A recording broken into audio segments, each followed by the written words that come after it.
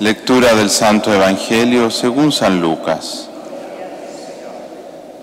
En aquel tiempo, la gente se apiñaba alrededor de Jesús y él se puso a decirles: esta generación es una generación perversa.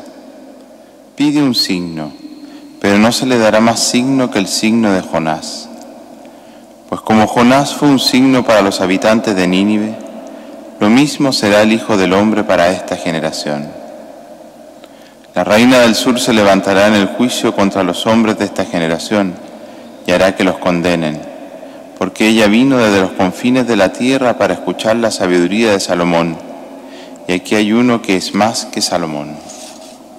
Los hombres de Nínive se alzarán en el juicio contra esta generación y harán que la condenen, porque ellos se convirtieron con la proclamación de Jonás, y aquí hay uno que es más que Jonás.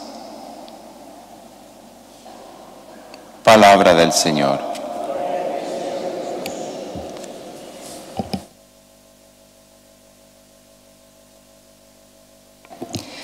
La primera lectura de hoy, empezamos la carta a los romanos durante 3 semanas, en los días ordinarios, cuando no haya fiestas o cosas importantes, pero hoy seguiremos esta carta a los romanos de San Pablo.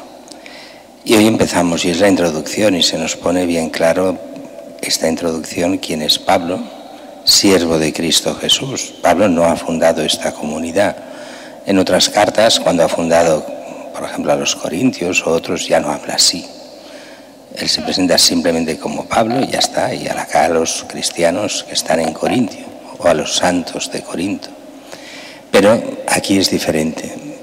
Él no conoce Roma todavía, es un apóstol que no ha fundado la Iglesia de Roma. De hecho, la Iglesia de Roma es estos misterios que parece fundada con los Hechos de los Apóstoles el día de Pentecostés, cuando dice que allí habían romanos, gente de Roma, y pues siempre se encontrarán en Roma cristianos. Seguramente también delegados de los apóstoles deberían haber ido en algún momento, lo que haga falta, hasta que llegarán, pero ya con las comunidades hechas, Pedro y Pablo. Pues bien, Pablo, ¿quién es? Siervo de Jesús, nos dice esta lectura. Llamado a ser apóstol. ¿Y apóstol qué es? Ser escogido para proclamar el Evangelio de Dios. Y este Evangelio para los judíos que pasaron a ser cristianos, ¿qué es? Pues es este Evangelio prometido a sus profetas en las Escrituras, que se refiere a Jesucristo, al Hijo de Dios, el que es el Mesías, el nacido de la estirpe de David. Todo eso lo va explicando un poco como presentación propia, y que se vio todo el poder de Dios en la resurrección de Cristo. Es como una pequeña catequesis que engloba lo que será la carta a los romanos.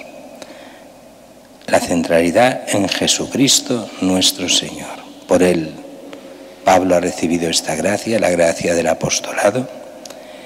¿Y todo para qué? Para suscitar la obediencia de fe entre los gentiles para gloria de su nombre. Y entre estos dice, estáis también vosotros, aunque todos sabemos que la Iglesia de Roma era una mezcla de judíos convertidos y de gentiles, o sea, paganos, que también entran en la fe. Pero eso lo iremos viendo más adelante. El Evangelio de hoy es un evangelio duro de estos de Jesús. Lo dice claro, esta generación es una generación perversa, que exige milagros, exige signos. Signos es tanto como decir milagros grandes. ¿Cuál es el problema de exigir milagros? Es no aceptar la fe. Recordemos la última de las bienaventuranzas de Jesús. Bienaventurados los que creerán sin haber visto. Esta que se le hace a Tomás cuando ve, cuando no ha creído, cuando no estaban con los demás apóstoles y no creía en Jesús resucitado. Bienaventurados los que creerán sin haber visto, somos nosotros. Y aquí hay uno de los hechos importantes. El cristiano vive en la fe y desde la fe, no desde la visión. Para eso no hace falta fe. Cuando uno ve a Cristo, desaparece la fe. Cuando está en visión, cuando tiene todas las certezas de todos los sentidos, ya no hay fe, hay visión, hay certeza absoluta por los sentidos. Pero la fe es otra cosa.